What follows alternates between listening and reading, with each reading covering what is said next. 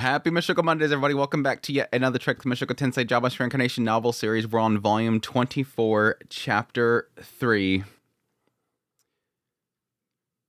Refugee. Freaking hate this so much.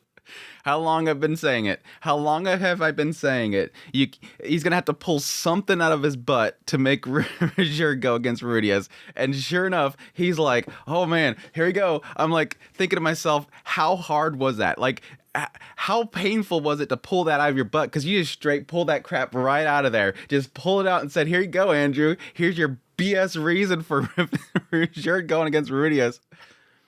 I'm sorry. I don't like it. I think it's stupid. It is super stupid, but whatever. Anyways, welcome to Mushoku Monday. I'm getting right into it. I can't help it. I gotta get the rant out. I've been wanting to rant about this for like 4 days now. I even had to watch Mushoku Monday where I literally said it again. He's gonna have to pull something out of that butt in order to get that to work. And sure enough, the moment he said geese, I'm like, oh God. Please, Refugin. Really, dude, we're doing this. Whatever. Welcome to Mushoku Monday.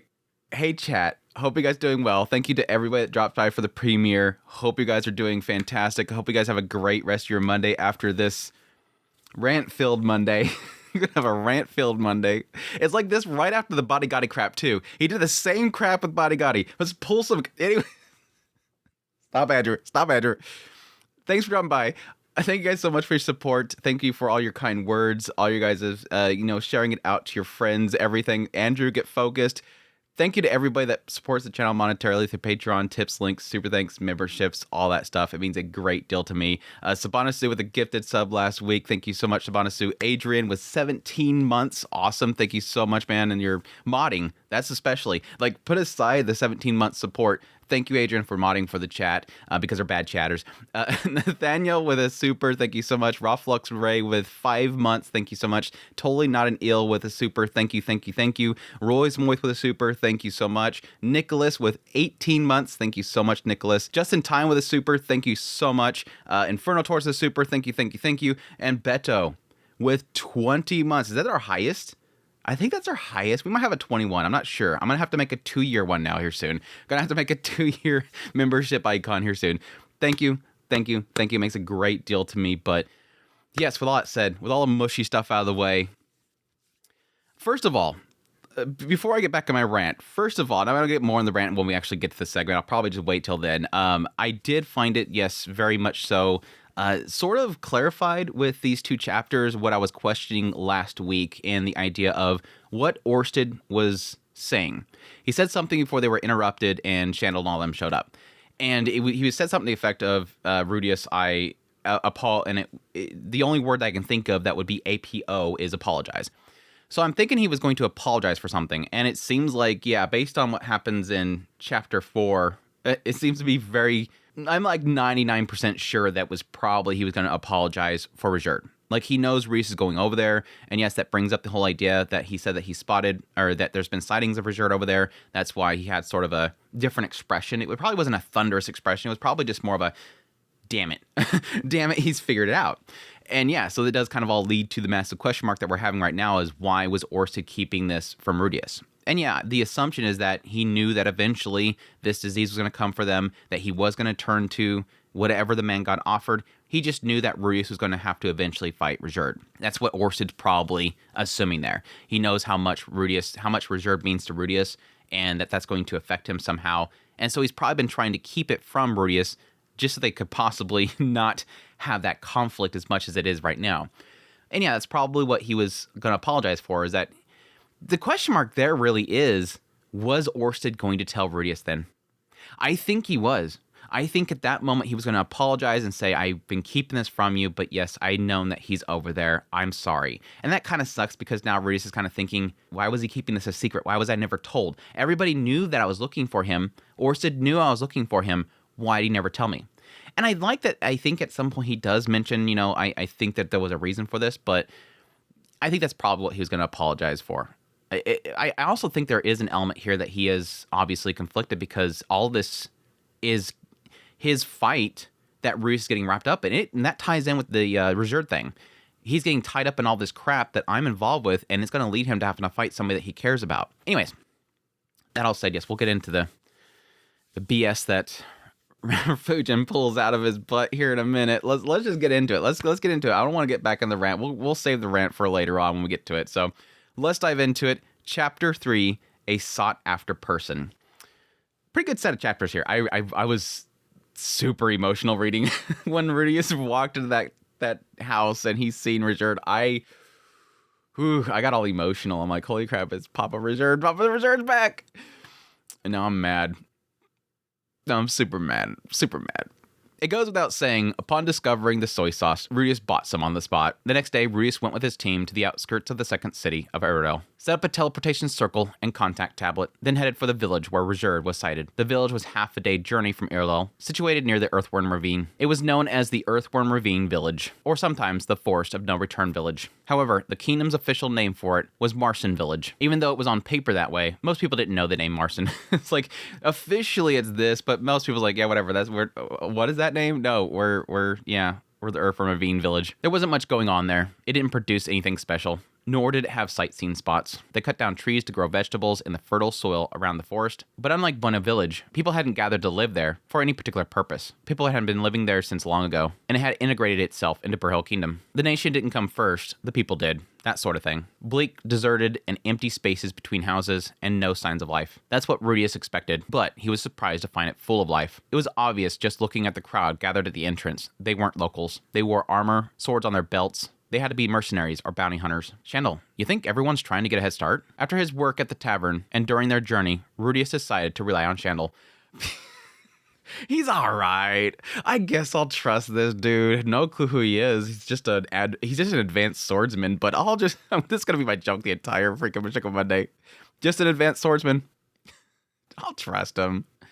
But I mean, it makes sense. He was very much so impressed by how he handled himself talking to the info trader. Up until now, he wasn't convinced of his usefulness, but now he could see why Orsid had him tag along. Rudius wanted Shandel's input every step of the way on this sort of thing. Whatever. Dogo, however, wasn't very useful at all. He wasn't actively holding them back, but Rudius got a sense that he was barely keeping up. Still, he may prove useful in some other way. No, I'd assume they were scoping out the area. Any information you can get gives you an advantage at the starting line. But some of them probably want to get to the target before the others get started, right? Perhaps, but there won't be many. The kingdom is leading the hunt, so even if you got in first and killed the devils, you might not get paid. You had to go through the proper process. Join the hunting party, enter the forest alongside the kingdom's knights or appointed members, uncover the true nature of the devils, kill them, then confirm all is well. Only after you did all that did you get a shot at the reward. Coming beforehand to get info would put you ahead of the pack when you arrive with the rest. That makes a lot of sense, and this is like totally like the reward structure for all this stuff. Like if you don't go through like the step-by-step process of the info or the process or what you're going towards, they'll find anything to disqualify you. Well, you didn't go through proper channels, so we can't give you anything. It's just so stupid. They'll find anything to disqualify you. Nothing to do with us then. I agree with you entirely. Heading to the village, the inn was packed. Having more people around was convenient for Rudius. They'd blend into the crowd and see what they could learn. No sooner than Rudius thought that, an old lady was yelling out from the square, holding a cane. I gotta get my old lady voice in here again. Get out and back where you came from. No devil's going to appear. It protects the people of the forest. Anyone who'd harm the people of the forest can clear off. She tottered forward, leaning on her cane, but when she drew close to the men, she began hitting them with her cane. Stupid old. Hey, cool it. If you make trouble, the ogres. The man spat. He was about to draw his sword in rage, but was held back by his companion. He settled for striding out of the square, leaving the old woman behind. Yelling, she laid into the rest of the men there. They all backed away from her, then dispersed. After everyone left, her gaze rested on Rudius. It's like, damn it, I got aggro. Damn it, I got aggro. Damn it, taunt, Shandel, taunt. You're good with people. Come on, Shandel, get in here. She's not gonna like my smiling face. Damn, she was looking at them. She headed straight for them. Get back where you came from. She hit Rudius' armor with a clang. It didn't do any damage. That's right, folks. The Osrin approved full armor. You're even protected against ferocious granny attacks. Call now for yours. Call now to get yours. You mustn't disturb the forest. She continued to beat at his armor. Whoa there, Grandma. There's no devil. After all he's done for the people of the forest. After he came seeking help, you kill him. Brutes. She worked herself into a frenzy, but the phrase people of the forest caught Rudius' attention. Who are the people of the forest? When the people of the forest leave, the devils come. Reese wondered if that meant that the people of the forest kept the devils at bay. The devils and the people of the forest are different than... Of course they are. Don't ever speak of them together. Leave it, Cray. She might not be in her right mind. He had a point. Totally sane people didn't go up to strangers and hit them with a stick. Still, Reese wanted to hear what she had to say. Everything she's saying technically makes sense, and that was kind of the interesting thing when getting into this chapter is that misconception of what they're labeling. There's different people here. We're talking about different groups of people here. They're not all the same. And I think that was sort of, even back here, what was Rejerd saying? Even way back here, Rejerd was saying there was a devil spotted, and he assumed that might be a Superd. Even right here, there's a misconception. I'm as sane as they come, and the people of the forest are real. When I was young, I lost my way deep into the forest, and they saved me. And long, long before that, they saved my great-grandpa too. That's going way back. Yeah, the moment I read that, I'm like, okay, we're talking about, yeah, this is where the Superd are. They had to be at least 20 to 30 years ago. No, not when you talk about the great-grandpa. No way. For her, maybe. This woman looked over 60. So, if she was that old, the story about her great-grandpa had to come from around the century before that. Rejerd and Rudius had only parted ways 10 years ago. Could that mean that Rejerd had nothing to do with this? But still. The people of the forest are no devils. Why can't you all see that? Why do you try to kill them? Fools! Fools, go home! Fools! Fools, all of you! After beating her stick against Rudius for a while, her breathing grew ragged, and she sank to the ground. Dang, Rudius, stop abusing the poor old lady. Calm her down so she doesn't hurt herself. Come on, Rudius. Apparently, Rudius does not know how to handle old people. Why don't you tell us what's really going on? One of these people of the forest might be a friend of mine. Maybe in the forest they would find another survivor of the Superd tribe who was searching for Rejerd. The old woman was totally possessed by her fury, but once she calmed down, she talked to them. From what she said, it wasn't clear whether the devils in question was Rejerd or another Superd. However, Rudius did get a sense of how the events of Burrow Kingdom had led to this. Since before the old woman was born, a race known as the people of the forest had lived in the forest of no return. They had rarely ventured out into the world, but very occasionally, when a villager was lost in the forest or attacked by a monster and on the verge of death, they would appear to help. Sounds like a Superd. At least a Rejerd. It sounds like a Rejerd type Superd. I kind of wondered that if that is an element of sort of the honor of the Superd. Because, I mean, the assumption has always been that the reason why Rejerd is the way that he is strictly because of his experiences. He really does treasure children because he killed his own child. I've always thought that. I think that's always been the assumption, is that Rejerd is so sensitive when it comes to children because he immediately thinks of his child. Even when he was that brief moment with Paul and Rudius and Millis, it kind of had this sense there that he was trying to, drop a little bit of a feeling of understanding Paul because he's been a father before. But I kind of wonder now if there is a thing here where maybe this is just kind of encoded into them, that they do seek to protect those that are helpless. They just go out of their way to do things to help other people.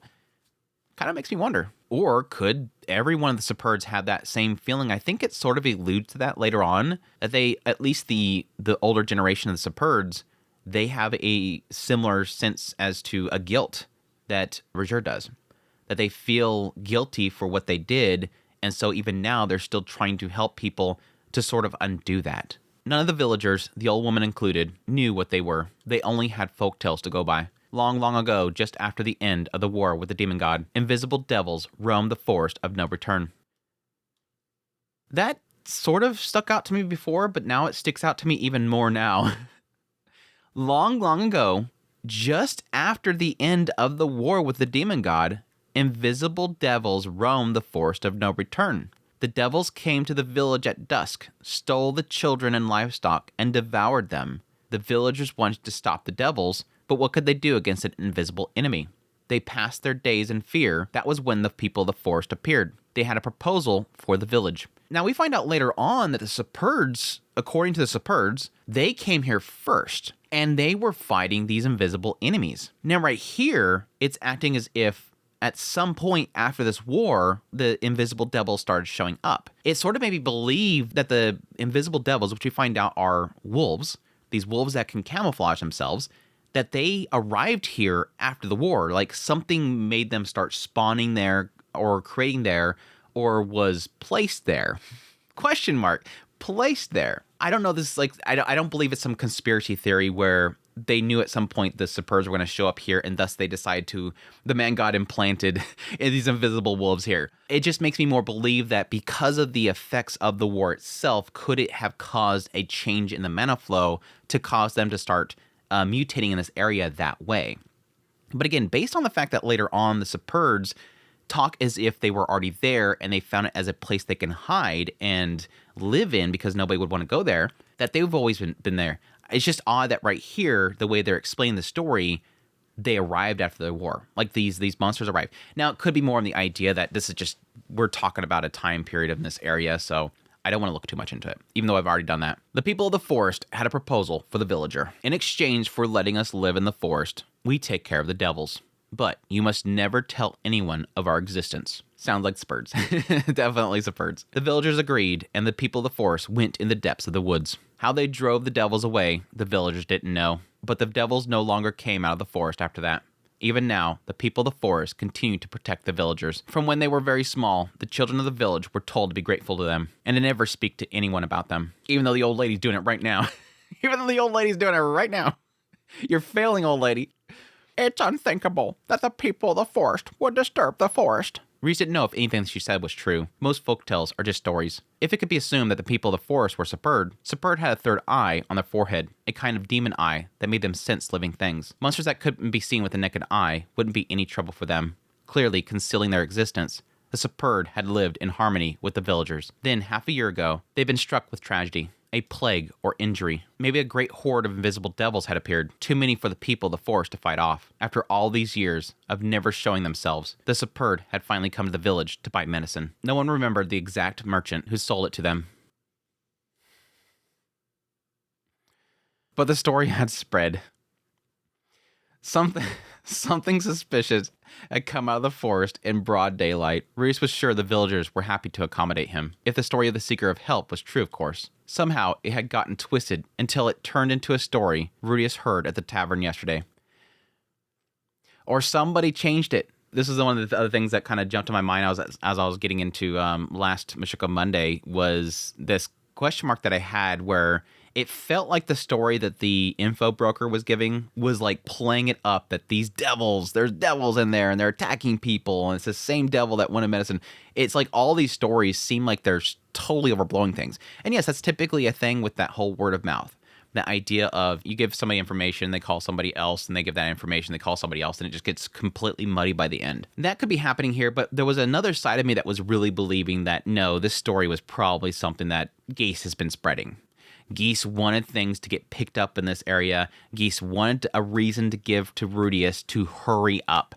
I want him to panic and hurry up and rush in there. Make him make some rash decisions. Force him to act now, really is what it is. Not sit around and prepare, act now, and not be fully prepared. The devils came out of the forest. They must be driven away. How did the story get so snarled? This was events a year back. Suspecting Geese felt like jumping to conclusions, but it wouldn't be surprised if he was somehow involved. What mattered was that Rudius was certain that there was Superb in the depths of the forest. At the same time, new doubts bubbled up. Why hadn't Rudius known? He'd been searching for Rijerd. Everyone knew he was. That included Orsted with his supernatural foresight. If the Superb had been there for such a long time, then why hadn't he known about them? This is the bummer part, and again, I think that that's what Orsted was going to apologize for. I think he was going to apologize to Rudius. I've known for a while now, but again, I think it's probably because he knew that the man god was going to get to Rijerd. I think he knew, like every single time, Rijerd always fights for the man god. Every single time. I wonder about that. I really do. But I don't know if that could technically be true, because way back there when Rudius was with Rijerd, when they first met Orsted didn't immediately kill Rijerd. Now that can be mainly in the idea that he needed to let Rijerd stay alive because Rijerd's going to fix a lot of problems for him and he doesn't want to kill him at that moment.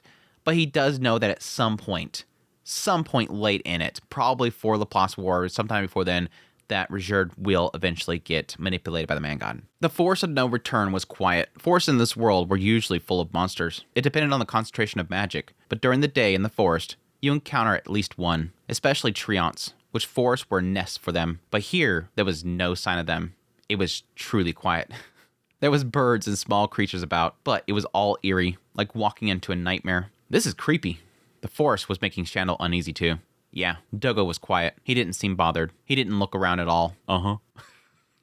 They walked on for a while in silence. They noticed fewer and fewer animals as they went in. There was insects and birds, but no small mammals. Further in, the trees around them were vast now, their densely packed leaves blocking out the sky. In the gloom, Ruius was gripped by a crazy idea that they were the only living thing here. Only the occasional bird call shook him out of it. He started wondering if, even now, invisible devils were on their tail. Ruius turned back to look over his shoulder. Every time he met Doga's innocent gaze, Ruius told himself that it was just his imagination.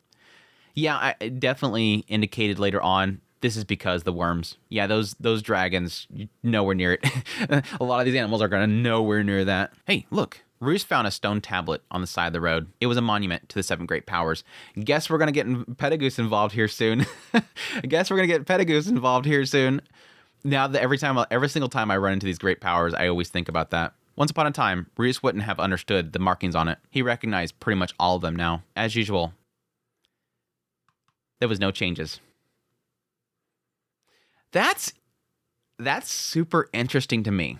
Now, it makes sense. I'm not saying that it confuses me or anything, but I do find that very interesting. Mainly because we know at least one thing has changed. The Sword God.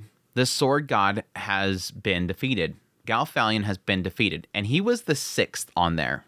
Assuming, again, that this hasn't changed ever since the very beginning, he says it, as usual, no changes have been made. The Sword God was 6th, and again, Galfalion has been defeated by Gino. That assumption there is that the powers might shift. That there's a possibility that Gino Britz, yes, is more powerful or defeated Galfalion, but is he still more powerful than the North God? Because the North God is 7th. So for a minute here, I was wondering, what if the North God bumped up to the 6th place and replaced the Sword God? Because yes, even though Gino is powerful enough to beat Galfalion, it doesn't mean he's more powerful than the North God. There's a difference between power and skill, is like the main thing there.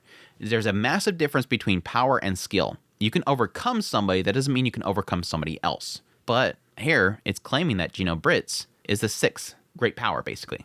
Interesting. As usual, no changes in the rankings. There was a new Sword God, but the mark hadn't changed. There's no right there. I didn't expect to see one of these here. It's not all that uncommon. Monuments of the 7 great powers only crop up in places where the magical energy is strong enough. Oh, right. I guess they are magical implements. Yeah, I found this very interesting. He says it's not all that common. Now, the key thing here is that, yes, why here? Like, yeah, there might be magical energy here, but why here? Like, what is the point in it being right here? That seems odd. It's in the middle of a forest next to a bunch of really powerful monsters. Now, it could be that way back when they were placed, this was a place where a village was, it was safe, and it just over time became dangerous. But it does kind of throw those conspiracy theories in the back of my head of were they placed here for somebody to use in the future. But yes, it was impressive that Shandel knew. Not many were aware that this sort of implement could only be set up in concentrated areas. It wasn't a closely guarded secret or anything, though. It just took a little bit of knowledge. Yeah, he's looking at it going, yeah, so that's where North God is. Again, nudge, nudge, Rudius. He's just an advanced tier. It'll be getting dark here soon. What do you say we make camp here? Good idea. All right, Doga. Firewood. They camped near the monument, just in case. Rudius made an earth fortress shelter. Next day, they ventured deeper into the quiet forest. Along the way, Shandel finally piped up with an air of sudden realization. This reminds me of the Redworm Mountains. How so? The other animals stay away in fear of the dragon. To people, monsters might look like they attacked anything that moved. They were more intelligent than you expected. They knew not to go near territories of stronger beasts. The Earthworm Ravine lay deep in the forest. It hardly needed to be said that earth dragons were extremely powerful. It was natural for wild animals to avoid such a place. You been to the Redworm Mountains, Shandel? Just the foothills. Just like here, the closer you got, the fewer animals were around. Just the foothills? I doubt it. I'm gonna doubt that one. Earth dragons made their nests in the valley cliffs. As a rule, they didn't venture out of their valley. They didn't fly either, but they did use earth magic to dig tunnels. They were amiable for dragons. and didn't attack people so long as they didn't trespass. They also had a curious quirk where they paid little heed to attackers coming from above, but they were excessively aggressive to anyone who came from below. Orsted had told Rudius that earth dragons and red worms were natural enemies. Due to their entirely different habitats, however, the two hardly encountered one another. Yeah, it's interesting that later on they do mention the idea that these earth dragons have like basically shells, so it does make sense why they don't care about what's above them. They're just like, I don't care, whatever. But it is interesting that they do technically keep to themselves. I like a lot of this kind of lore stuff, and it all makes sense that there is basic instincts within a lot of monsters, but Rudius is not really putting it as instincts. He's putting it as intelligence. That's interesting. That is actually more interesting to get into, and that gets into kind of that whole aspect of like the goblins that Rudius was talking about, the goblins, where he's seen what looked like a sign of parental protection, that it makes you kind of feel bad that these monsters might have enough intelligence that they might be sentient or have their own wills. Here is technically getting that as well. He doesn't say they had instincts to not go near stronger monsters, which typically is what you would put monsters and animals in. He's saying specifically intelligence. They're smart. They know not to go there.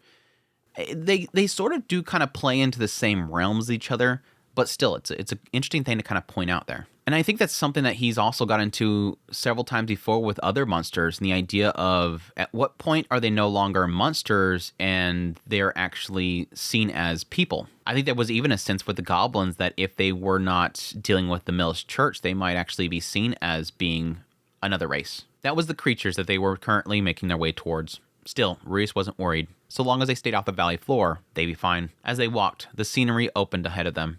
The ground before them suddenly dropped off into a sheer cliff. It was so deep that Rudius couldn't see the bottom. The opposite side of the valley was about 400 to 500 meters away. It felt like Rudius was standing on top of a mountain. He didn't know much about valleys, but the scale of this one made him think of the Grand Canyon. I suppose this is the Earthworm Ravine. I imagine so. What do you want to do? We've arrived here, safe and sound.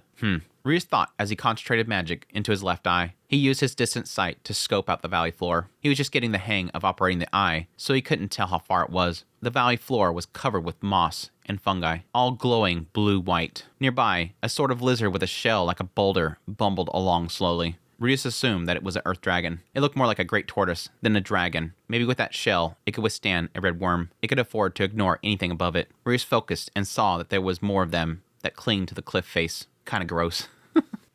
The moment we got here, I'm like, okay, what happens? Who's going to fall in there? And then Rudius has to like go crazy. No, thankfully it kind of kept it. Yeah, we're not going to touch the stuff. There's no point in even risking it. Next, he used a demon eye to survey their surroundings. As far as he could see, there was nothing to their right. The cliff and the forest obstructed his line of sight. On a map, the Earthworm Ravine was perfectly straight. But now that they were there, he could see that there was a curvature. The map was wrong. Duh.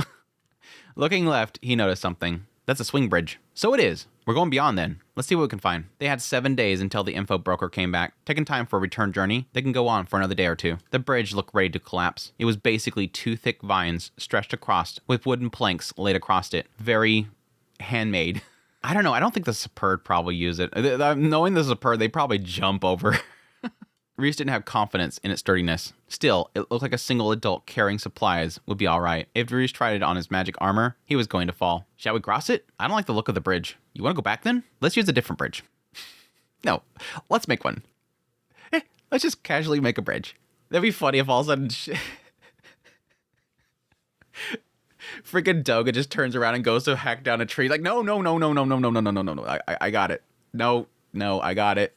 And no, I don't need you to cut down a tree. Reese went to the edge of the cliff and summoned Earth. A repurposed Earth lance, strong enough to hold him without issues. He focused on that thought, imagining a lance big enough to reach the opposite cliff. Wow! Releasing the magic, the Earth lance materialized, extending silently, then impaling the other side without a sound. Yeah, it was funny because when he was first talking about doing this, I'm like, in my mind, I'm hearing like this Earth is moving, like the sound of Earth moving itself.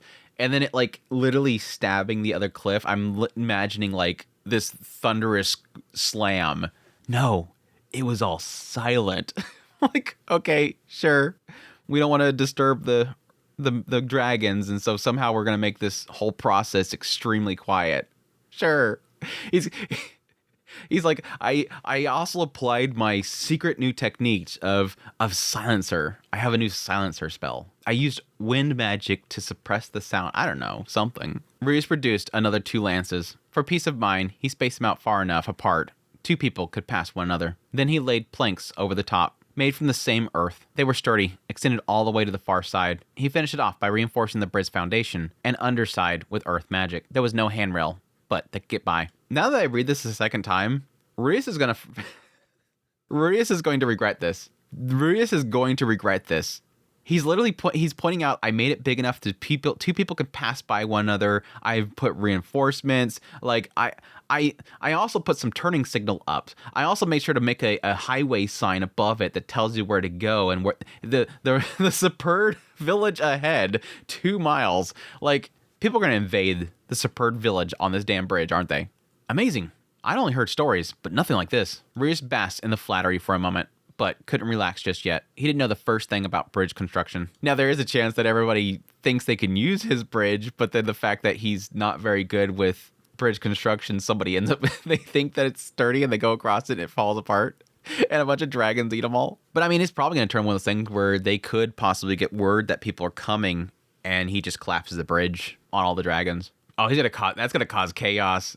You either got to break that bridge, drop a bunch of soldiers down into the worms, and then suddenly the worms are going to get agitated and they're going to go attacking nearby kingdom. It's just going to go crazy. He didn't need to go through iterations or anything before he tested it, but if it looked likely that was going to fall under the weight of this magic armor, he needed to remake it. Let's get a rope. I'm not really expert at this. It looks pretty good. We'll test it out. Let's get a rope. Fastening himself to a nearby tree, he tentatively stepped onto the bridge. If he fell, he'd look like a king of all morons, but it held up. Why are you feeling like you have to show off to Shandel? Is there a reason why you suddenly feel like you need to look good in front of Shandel? He added reinforcement points to areas that seemed structurally weak. The rope ran out along the way, so he used Shandels to link to the other side. Each rope was about 50 meters long, so given that 2 barely made it, it was around 100 meters. Even here, where the ravine narrowed, it was still a long way. Fixing the rope to the other side, he signaled for the others over. Shandel and Doga set off at a leisurely pace, holding on to the rope, both at once. Were they not worried that it would collapse? Maybe they trusted him. If they fell, Rius would have to move fast to help them. Despite worries, they both made it across safe.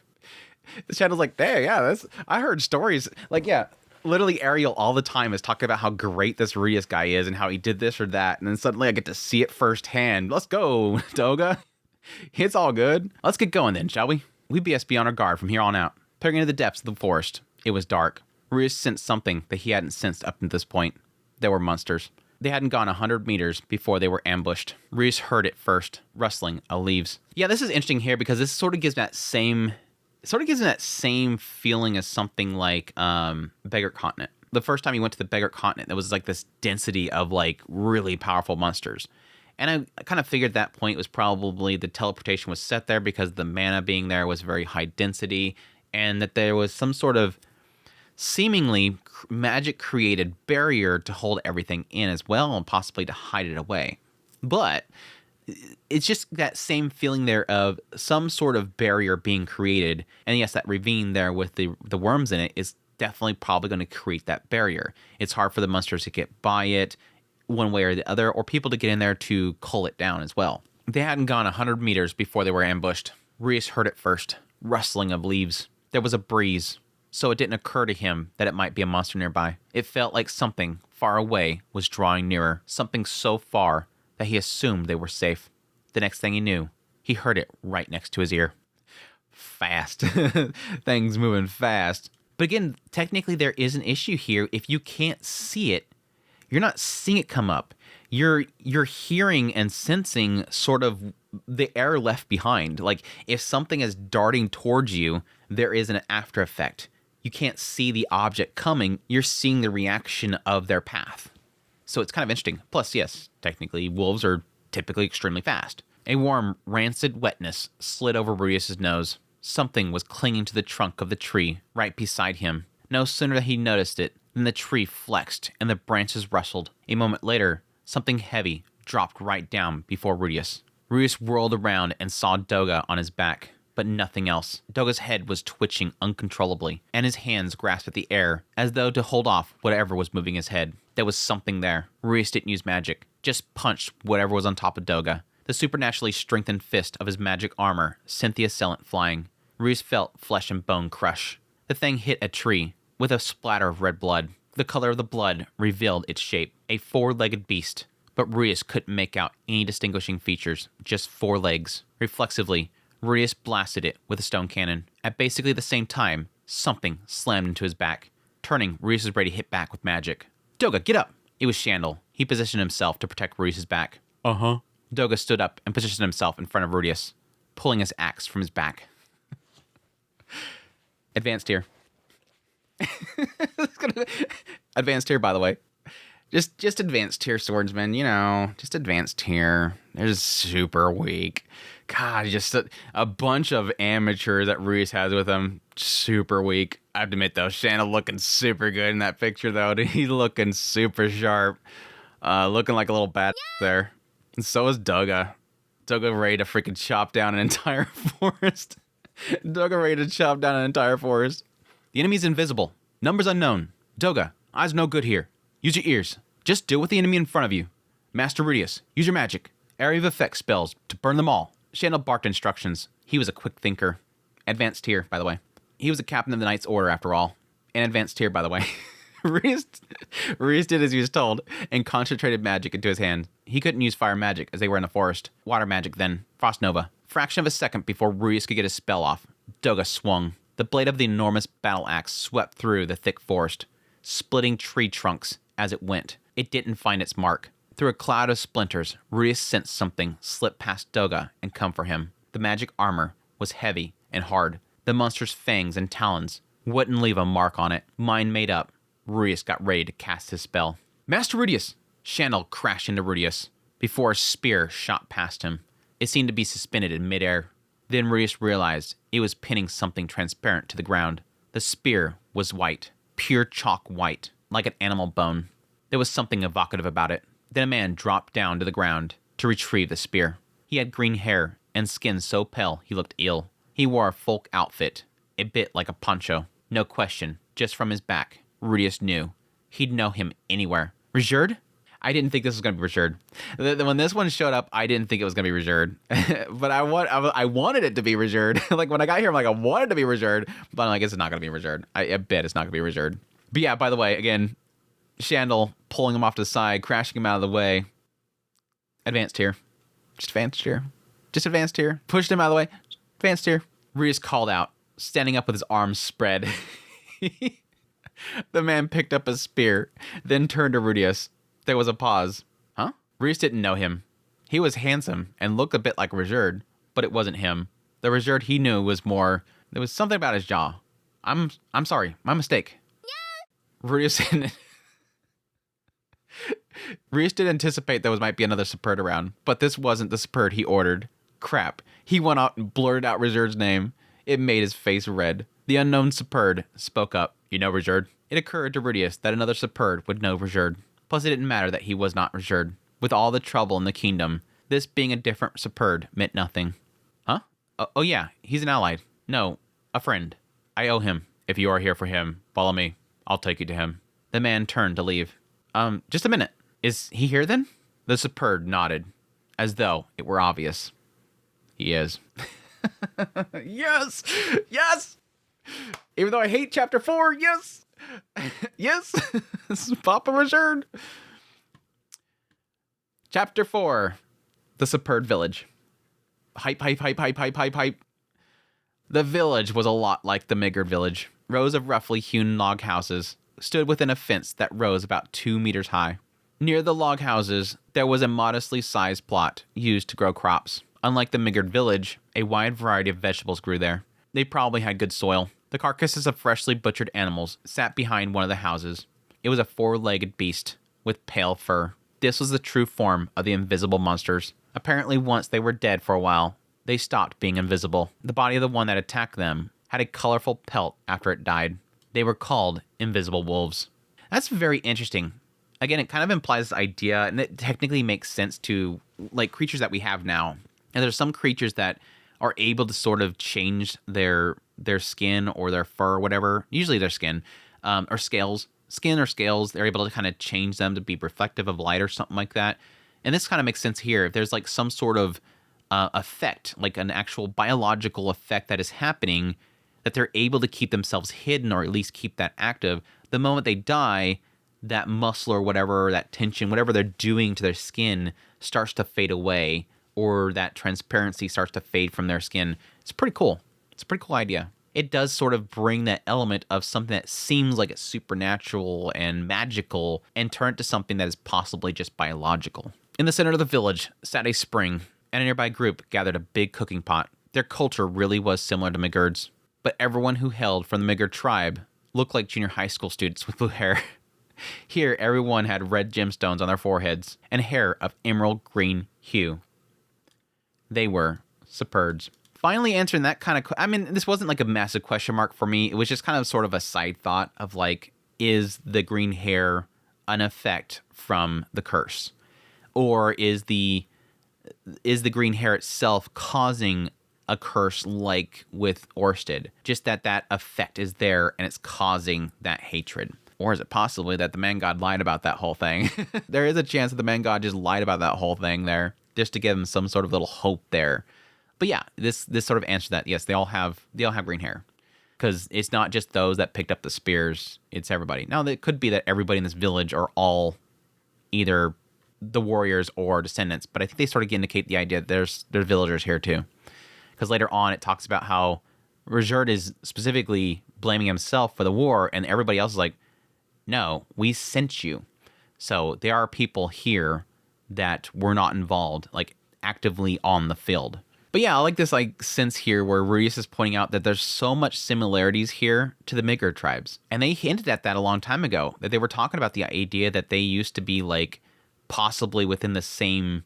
It almost gives a sense that they were all within the same like race at some point. They just kind of branched off from each other. Like these are two within the same arch of race. It just, they branch off at some point. And so that makes sense that they have a lot of cultural aspects to the same between them. They both have, similar, buildings. They gather similarly, all this kind of stuff. It's just, they look different, a little bit different. Hair's a little bit different, that kind of stuff. They have long lifespans similarly. Here Rudius made a new and surprising discovery. Superd didn't just have red gemstones on their foreheads and emerald green hair. They were also all beautiful. In this world, people tended to consider stronger, better defined features attractive. Still, the Superd were beautiful. They weren't typical slender hunks or babes, but they were all good looking. Again, they're based off the Midgard tribe. I mean, they... It has like nothing but beautiful and cute people, all from the same race. I mean, that does kind of make you wonder, again, to the idea of them possibly being very closely tied together for a long time in the past. This thought process, that the possibility that they all came from maybe the same race at some point. It just branched off at some point. I don't know, maybe one race took all the muscular aspects and the handsome aspects and the more grown-up looking aspects, and then the Midgards just kind of took all the youth aspects away from them. A splitting of their youth, that's actually kind of an interesting conspiracy there. They broke apart at some point and took the youth away. One girl who had a bob was super cute. She was slim, although she wasn't that tall. Her shoulders were muscular, eyes full of determination, decently large breasts too. They took the boobs too. It was like someone had combined Edis and Sylphie's best points. No, Rudius wasn't thinking of cheating, just looking objectively. A village of beauties. This was diabolical. Proof the people of the village were devils after all. This place is terrifying. Uh-huh. Doga agreed. Uh-huh. Doga agrees. Doga was crouching behind Rudius, as though he was trying to hide. He seemed to be scared of Superd. He was from Asra, so likely he grew up with the stories of the Superds. Rudius wanted to reassure him, but while Superd weren't evil as a people, that didn't mean this village would welcome them. Rudius couldn't tell anyone to relax just yet. Yeah, that's kind of a fear there. It's like he's known Rajerd for a long time, but there's no telling that this entire village is like-minded to him. I mean, yes, there was like a brief moment where I thought that the Superd was attacking Rudius and that Shandel saved his butt. No, it was killing the invisible beast. Like, it probably looked like the spear was coming down at Rudius, but it was killing the beast. I wonder where they're taking us. Shandel wasn't particularly scared. Being from the conflict zone, he likely didn't know the myths about the Spurred. Surrounded by all of them now, he looked excited if anything. Advanced tier. He's just an advanced tier swordsman. He's probably... I bet you Shandel's never been to the Demon Continent. Like, he has never been there. He probably doesn't even know what the Superb are. Dude's just an advanced tier swordsman. And yes, to Shandel, he's probably excited to see that they survived. To Reserved, where else? He might not be taking us to our final destination first. Then the usual pattern would be to the village head, right? If we're talking about stories, a jail cell is another option, but it doesn't feel like we're in danger. The Superb warrior just told him to follow them, and that was how they arrived at the village. There wasn't much conversation in the meantime. The villagers seem out of spirits, don't they? Ruiz realized they did seem down. Every person that they saw had an unhealthy tinge about their skin. Some of them were coughing as they prepared food. The children, on the other hand, looked healthy. They chased after one another, laughing and shouting, their tails trailing behind them. Huh, so Superb children had tails. You know about this, Rudius. This is one of those, Rudius, you've been told about this. I mean, you literally talked about it in depth in one of the volumes. Like, you literally went through the whole details about their entire lifespans. Their tails turn into their spears. I'd expect a few more people around in the village this size. They're probably out hunting, aren't they? Certainly not when they're butchering that catch over there. Oh, fair point. There must have been individual groups, rather than one big village hunting party. The other beasts might not have been preserved, but I suppose they're all sick after all. It wasn't immediately apparent, but it seemed like some strange cold was spreading. Knowing that one of them had gone out to buy medicine might be why he thought that. They did seem sick. Maybe they ought to be wearing masks. Even if only for peace of mind. Nearly there. Keep moving. Arriving at a house, prodded along by the superb guide. It looked like the oldest one here. Still, it had to be the biggest in the village. Classic village chief template. Chief, it is I. I bring visitors for Reserved. He opened the door to reveal a hall. It looked more like an auditorium than a meeting hall. Inside were 5 superb. They were more subdued than the lone one that brought them, which made Reese think they were elderly. It was hard to guess the age when all of them had the same green hair, pale skin, and beautiful features. One of them jumped to his feet as Reese entered the room. That familiar traditional costume, scar on his face, white spear, forehead protector Reese knew so well. His hair grown out, so he wasn't bald anymore. This time, there was no question. Reese broke into a smile. He was so glad to see him after all this time. He wanted to run over. Shit, damn it. Let's do it again. He wanted to run over, but he restrained himself and just took a few steps. Still, Reserved looked at him with suspicion in his eyes. Rudius, you don't remember me? No, you don't look like I remember. Oh, right, yeah, kind of in a disguise. Reese took off his ring to show him his real face. A murmur ran through the chief and the others. It was impressive he recognized him with that face. Or it would have been, if not for Spur's third eye. I kind of wonder. I guess technically that could possibly be they're able to see through the disguise. This is very interesting. Again, because it kind of implies the idea that it more sees like an energy or an aura or a mana. It's been a long time. It really has. It's Baba Reserved. He's here. Cool, though. Cool to note. He still has the headband on. After all this time. And he's not hiding his gem. It's not like right now in a superb village he has to hide his gem. He was wearing that to cover the gem up. And it kind of gave a feeling, it's more probably because of the anime itself. It gets a little bit of a feel of it, I think, in an excerpt. But Reserved has always been covering that up. But he has over time been trying to kind of realize that people, especially in this area, aren't going to immediately go, oh my god, it's superb. And that he doesn't have to be ashamed of it. But he's always been covering it up. Why is he wearing it here? Yeah, there's a chance that if he goes out into the forest to save somebody, maybe he's possibly, not wanting somebody to see it there, but the other Superbs are going out in the village. The one that brought Rias in here is showing the gem off. It's not like they're hiding it. Why is he still wearing it? Special to him. Special to him. Oh, gosh. Reserved. Get me all emotional. Reserved, Papa Reserved. It's special to him. It was like old times.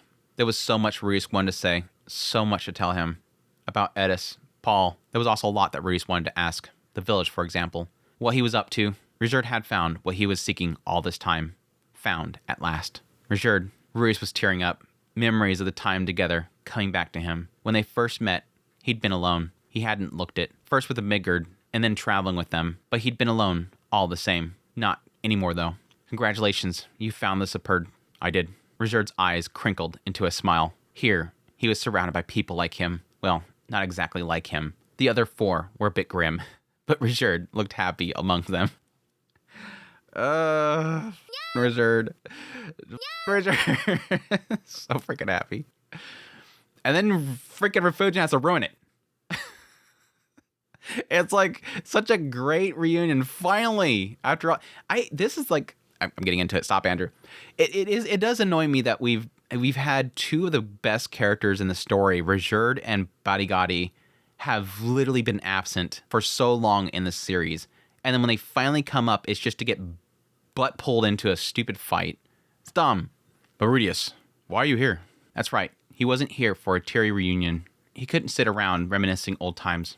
He sat down, faced Rizurd, and arranged his face into a serious expression. It's a long story, but there's a lot that I want to ask you. Do you have time? Rizurd paused, then spoke up. Chief? At the back of the hall sat a man dressed more luxurious than the other 4. The chief, no doubt. He looked troubled by Rizurd's question. Is this human trustworthy? He is. Then it goes without saying. I guess they... And it's so cool because later on it kind of implies this idea that they sort of see Rizurd, they respect him more than usual. And again, that goes back to what they were saying between Barigadi and Mangad. Again, I'm assuming that is Rizurd. At this point, it seems like it's all but confirmed. That they were all pleased, they were all happy to see him. This was their hero. Their hero is back. The chief gave his permission, and Rizurd and Rudius began sharing what they knew. Rizurd began by telling how he came to the village. It happened after he delivered Norn and Aisha to him. When he set off on his journey to find the surviving Superb, he planned to go from country to country and search the north of the continent. No sooner that he left the village, Barigadi caught up with him. He told him he knew where to find the surviving Superb. Though Rizurd was dubious, he didn't have any other leads. He decided to follow Barigadi, and then right there it's confirming that, yeah, this was what Barigadi had, the info that he got from the man god. Which, by the way, Volume 24, Chapter 4, we are finally showing what the anime spoils at the end of Season 2. The end of Season 2 of the anime adaptation spoils that, yes, Rizurd walked out of there with Barigadi. Not a big deal. Stupid. It's stupid. I'm sorry. The two traveled together for years until arriving in the Behiro Kingdom. That's the only part of this that doesn't make any sense. They left Rudius, and they traveled for years to get to Behiro Kingdom? If Barigadi knew where they were, then why did they have to travel for years to get there? I'm assuming across there is not going to take years to get to, unless they took a lot of pit stops. Like Rizurd's like, oh, I want to check over here real quick first. And Barigadi's like, but I know where they're at. Oh, we're going to check over here first. Whoa, okay, let's go that way. Or was Barigadi purposely... No, because he was just given the info. He wasn't given instructions. He was given the info. So it's not like Barigadi would be purposely trying to delay him to getting there. Unless he just knows that it is the north? It's weird. Yeah, right here. Then Barigadi took him to the Superb who lived in the forest and no return. Why did they travel for years before they got there? Maybe Barigadi was like, I'll tell you later. Let's travel for a bit. That's weird. Technically, Barigadi does have a really terrible sense of time, and so Rizurd the entire time could be going, hey, where are they at? Oh, don't worry about it. Have a drink. Bah! I mean, this is Barigadi we're talking about. His sense of time and just messing around is a thing that he does. Out beyond the Earthworm Ravine, the Superb tribe welcomed him warmly. After the war, they had a lot to discuss and apologize for, but even then, they were welcomed. Rizurd began his new life in the village and found a measure of peace there. But then, the plague came of mysterious origins. The early symptoms resembled a cold, but as time went on, the afflicted grew weak, suffered unexplained tremors, and then their third eye's vision grew cloudy. In the end, it ended with death. No healing magic had any effect. Rizurd, seeing one villager after another struck down by the plague, went to search for a cure. But Rizurd himself had contracted the disease. But for the sake of the village, he dragged his trembling body to the second city of Irilil. Luck was with him. He found a merchant who sold him medicine. Lucky. Now the village was on the road to recovery, but there's a rumor going around outside the forest. They were saying that a group was sent to investigate the devils in the forest and were all killed. I expect the monsters made it out of the forest while we had the plague. But the question on why the Superd had built their village in a place like this, for more or less the same reason as a story the old woman told them. This was hundreds of years ago.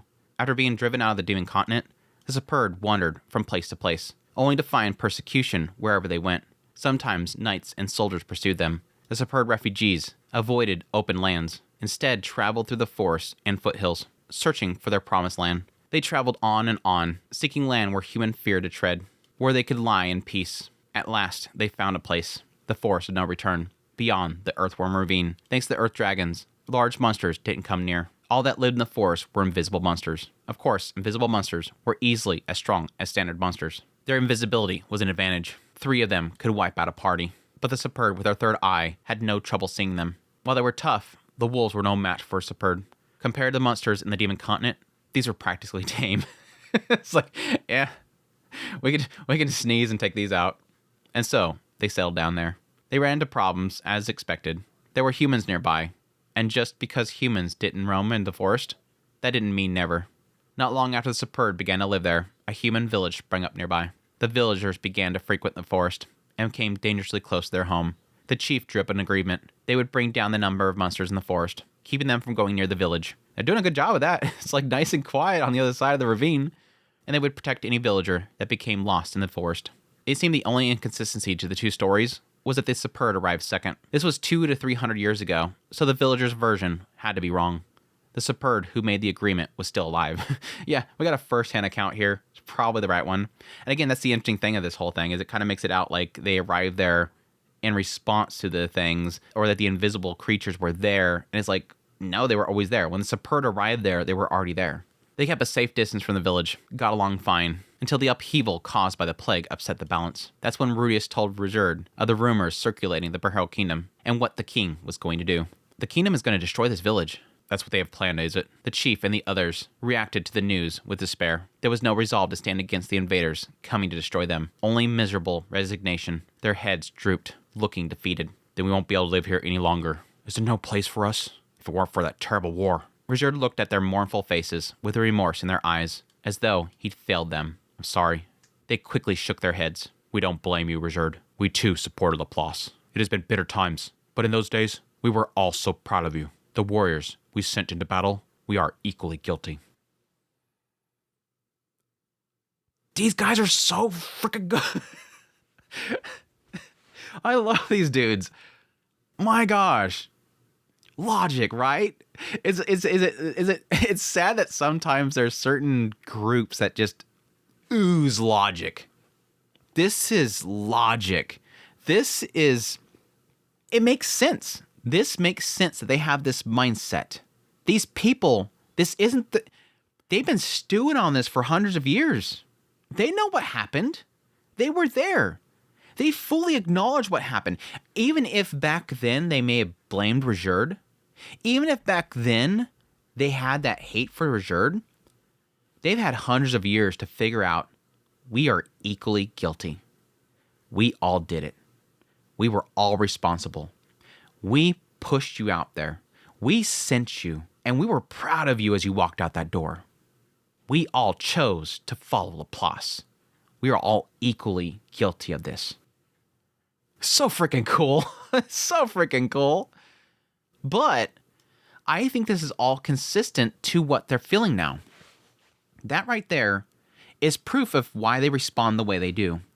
Because, yeah, there's a mindset here. The king's coming to take you all out. We got to prepare. And I think here in a minute it kind of gets to the conclusion that they're like, we got to think about this. I mean, we can't just act right now. There's a sense here of like, so? Who are they going to send? These are Superd. This is a village of Superd. These dudes are strong. They're powerful warriors.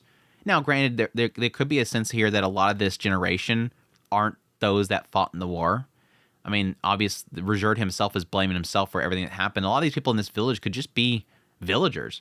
A lot of children that still have their tails attached. But there's still like a thought process here, like they can probably defend themselves. I mean, set up some traps. Let the invisible creatures, devils, go crazy. Most of the people are going to die coming in there, getting attacked by packs of those. I mean, there's a sense that probably if they let the devils just kind of be, and again, they could set up traps to drop people into the ravine. There's a lot they could do to fight back, but do they want to? I would assume that most of these people don't want to have anything to do with any conflict ever again. They become passive through their past wrongdoings. They acknowledge that we did something horrible back here. We chose to follow Laplace and were tricked by him, but we chose to follow him, and our people decimated villages of innocent people, massacred people. We were at fault. They're taking that blame and owning it. They're just like Regerd. And again, that was a question mark I had. Would they have the same mindset as Regerd as we did wrong, and so we want to do right?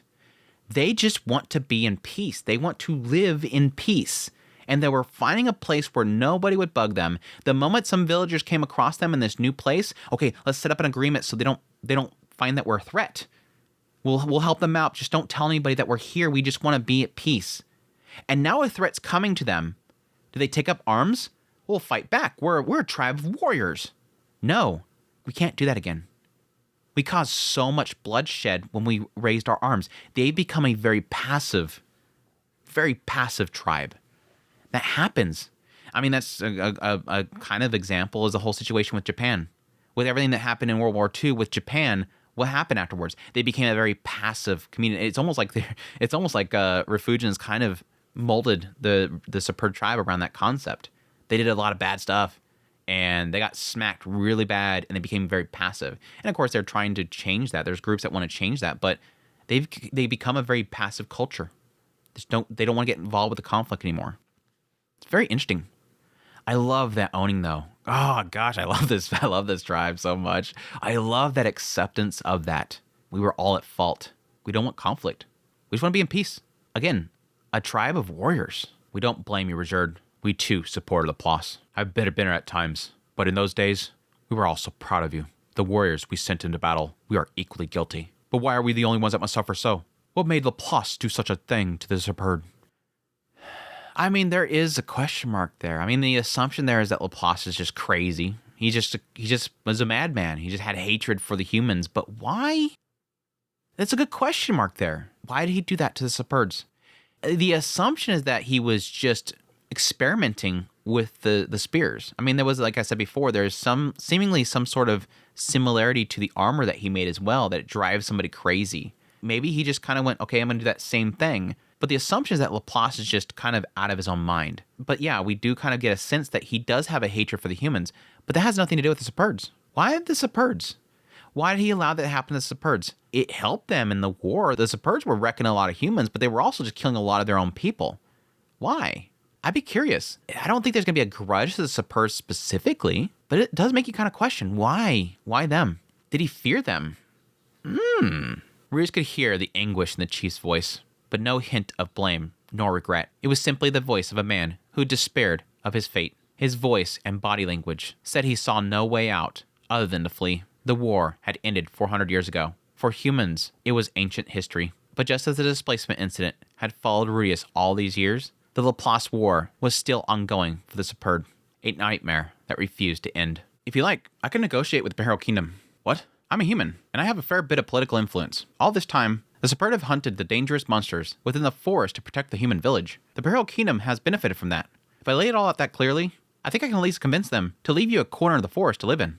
Reese didn't know what the right thing to do was. His mission was to take down Geese. Sure, making Regerd his ally was part of that plan. But after going through all this trouble to avoid Geese's notice, could he put himself in a position to get caught? But if he didn't do it, he may as well leave Superb tribe to be slaughtered. What were all the Regerd figurines and picture books he sold for? Restore the Superb's honor. Save Regerd. It was possible he was mixing up those priorities. Maybe the timing was wrong, but who was going to save the Superb if not him? Yeah, that's technically true. If he's right now trying to keep hidden, if he goes out there before like the kingdom and says, please spare the Superbs, they are actually good people, everybody's going to know. There's going to be some information network that Geese has is going to hear of it. Rudius Grey Rat, under the name of Ariel or something, has gone before the king. But if you don't do anything, they're gone. The humans hate us. They'll never accept it. The hatred the humans have for the Superb is weakening. In the Burial Kingdom, they've even accepted the ogres, who don't look human at all. I don't think the kingdom will be too resistant to the idea. The Mills Church doesn't hold much sway in these parts. Good point. That was brought up even by the informant. He's like, even if you're from the Mills Church, don't open your mouth. If I have my allies spread positive stories of the Superbs throughout the land while working with you, I think the people will accept it. I think this is a really good place. Yeah, with the ogre tribe there, I think this is actually a really good place for them. I mean, it makes sense. Rhea said this all quickly. At the very least, the Burial Kingdom had no reason to wipe out the Superb. Without them, the invisible wolves would spill out from the forest and destroy the human village. He didn't know how far they would roam, but attacks might threaten the second city. They could claim ignorance about the Superb if necessary. That would be more beneficial than killing them all. And if things don't work out with the Burial Kingdom, you can always move to my friend's country. Yeah, the moment he said friend's country, it just clicked for me. I'm like, oh yeah, that's right. You got like a whole massive kingdom that he can work with there. The Osra Kingdom would be tough sell. At the end of the day, the Mills Church was too big there. But there was a vast forest in the Osra's north border that didn't belong to any nation. Interesting too. If they weren't technically within the borders and didn't do any harm, the Osran branch of Mills Church couldn't complain. Besides, Ariel's had connections with an outlaw band in the northern forest. True? Maybe they can come to a friendly roommate-like arrangement. Although, then Ariel might try to use them for her own purposes. No. She gonna get chummy with them. She definitely gonna get buddy with them and then be like, hey, can you help me out? I've been helping you guys out for quite a few years now. But that makes sense. No, my thought process here is that she could technically throw money at the problem with the Mills Church, whatever branch is there, throw money at it, and probably get them a nice little place, a cubby in the kingdom that they can hide away in. But yeah, technically as well, that whole area that they went through in order to get to smuggle into there makes sense. That small little valley there, like they said during that whole chapter, nobody runs this land. It's like a little border area. Yeah, they could definitely hide away in there. You sure about all this? Can we even trust this man? Any friend of Richard's? But what he's saying is unbelievable. The others seated around the chief talked amongst themselves. They were so talkative, it was hard to believe they were the same race as Richard. The Superb all looked so young. It felt like watching a house owners association meeting in a trendy neighborhood of college grads. If Rudius could film it, he could show it to human society to see that they weren't devils. Okay. We can't make the decision right away. The chief spoke up at the end of the discussion. That was fair. Rudius was just a strange man that showed up out of nowhere. I understand. The humans will attack in 16, maybe 17 days from now. Right now, there's still time to reason with them. Please, don't take too long. If negotiations broke down, Rudius would just have to defend the village himself. Like they're gonna set up traps and everything, drop them in the dragons. Very well. We will have an answer for you in a few days. The chief and the others stood up to leave, their expressions dark. Again, I think they've become so passive they'll just accept defeat. We'll just die. We're not going to fight back. We're just going to die. It's so interesting how their culture has completely shifted. Huh? Wait, I still haven't gotten to why I'm here. You have already given us many troubling points to consider. Besides, the sun will set soon. We shall end the meeting here. I wish to collect my thoughts. See to it that your guests get food and beds. I will. It wasn't the end of the world. Rudius could wait until the next day. He couldn't fight Geese and the man god unless he solved this problem with the village. One step at a time. They were given an empty house to stay in for the night. Now, that's the interesting thing is he's talking about there's something else that he wanted to talk about here, but I'm guessing because I assumed that he was going to talk to Richard about all this. Like the reason why he's there, the other reason is Richard, presumably recruiting Richard. Why does he need them all present for that? Unless he was planning on also inviting the rest of them for that fight as well, which he kind of alludes to later on. They were given an empty house to stay in for the night. Doga shut himself up inside, while Shandel, fascinated, went off to observe the village at dusk. I wonder if Shandel's noticed something. I bet you I bet he's noticed something. I mean, he's obviously noticed the illness, but I wonder if he's noticed something else, because I have a theory on the illness. I think it was planted there, obviously. I think it was through the wolves. Reese went to Richard's house. He served as a kind of advisor for the village and lived in a house right at the back. A house. Richard's house. Just looking at it, Reese felt something warm growing in his chest. It's like he found a place to settle down. He'd suffered persecution and pressed on with no end in sight, but now those days were over. I mean, that's kind of similar to the emotion that I got from when Rudius told Richard that it seemed like the curse was going away, that it was fading away, is that feeling after so many years, so many hundreds of years. Progress. Something's happening finally. I'm finally seeing light. But now those days were over. He had a home here. Even if he went away for a time, he can come back here to a warm bed and a smiling family. It's a wonderful thing, having a home. Ruiz was going to start crying. You, sit here. Okay. His house was simple. The layout reminded Rudius of a Midgard house. There was a sort of sunken hearth in the center. Animal skins spread out on the floor. Clothing and other bits and pieces hanging on the walls. It was divided into 3 portions. Richard went into what looked like a storage room, and Rudius heard liquid sloshing around. He probably kept stores of food and water in there. The last room was possibly a bedroom. It was really bare bones. There might be an animal skins piled up on the floor, but the walls were bare wood. He could at least put up an invisible wolf trophy on the wall. Decorate it! Come on, Richard, decorate! Reese's eyes caught Roxy's pendant he'd given him hanging on the wall. He kept it all this time. The Roxy pendant! The Roxy pendant, we finally see it again. Reese couldn't help but notice how big the place was. Richard? Yes. Do you live here by yourself? I do. Alone in this big house. Reese tried to imagine living alone in his house. He'd slip in the same room he did now. He'd chuck stuff he didn't need into the basement as he did now. He'd use the kitchen, dining room, and bath. But he probably wouldn't use the living room. He doubt he'd use the other rooms either. Right now, each room in his house had a person who arranged it as they liked. All those rooms empty. There was a time that he wouldn't have cared.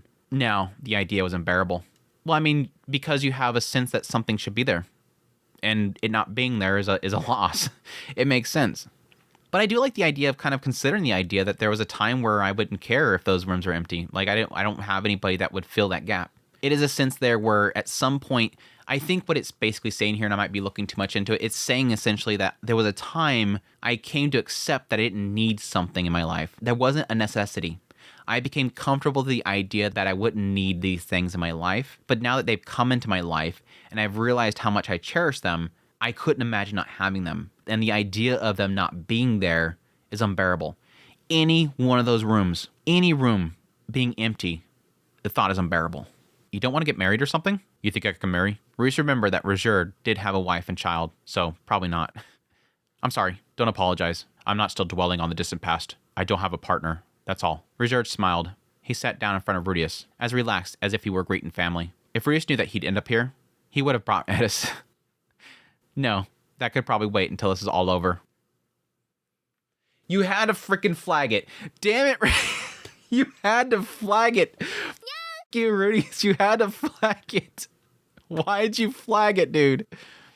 If they survived, they could come see Roger anytime, and everyone was working right now to make sure that they all survived. What have you been doing all this time?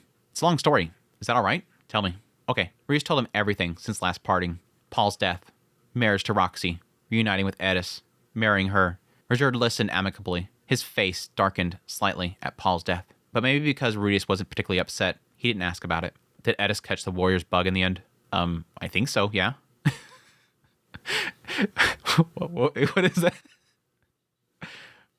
Taking 3 wives, so that's just like you. Do you have children already? Yes, 4. Is that right? This conversations get me emotional. Damn it.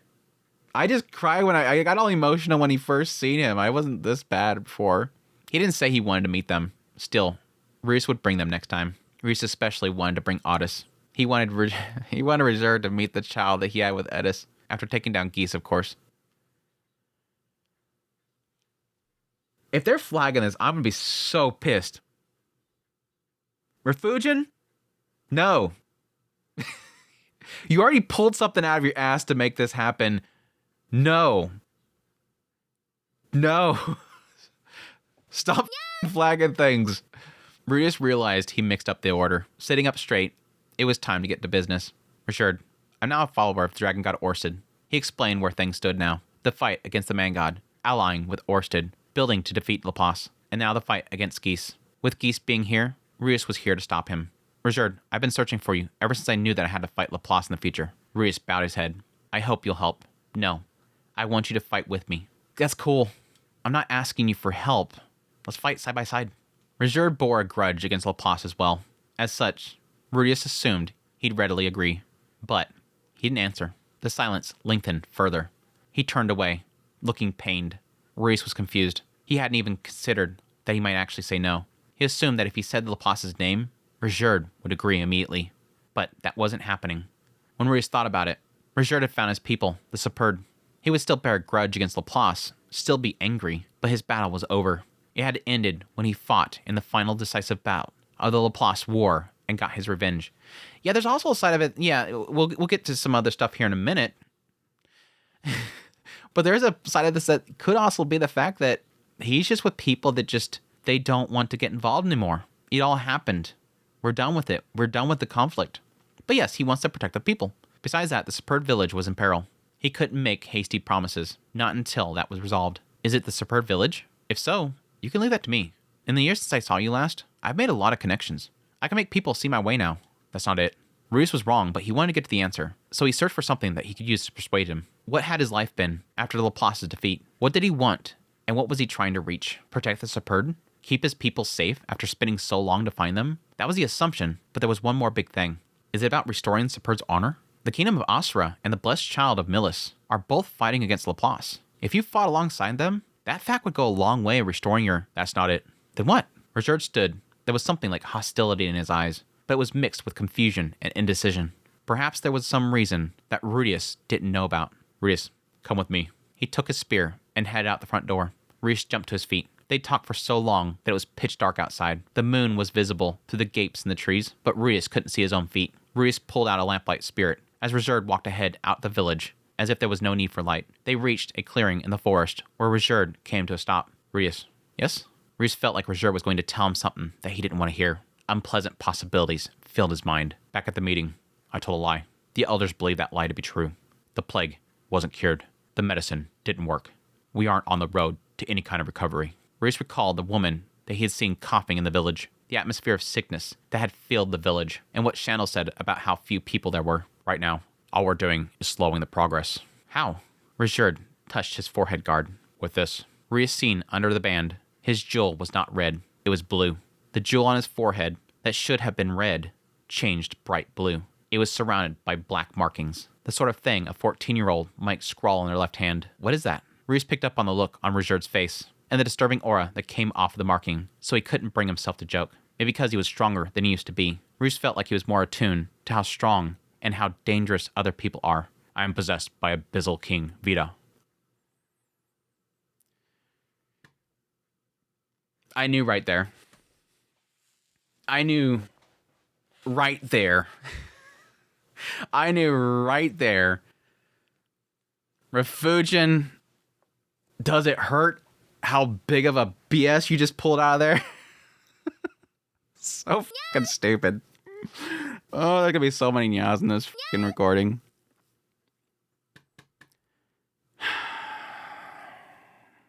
I was kind of curious when Vita was gonna get brought up.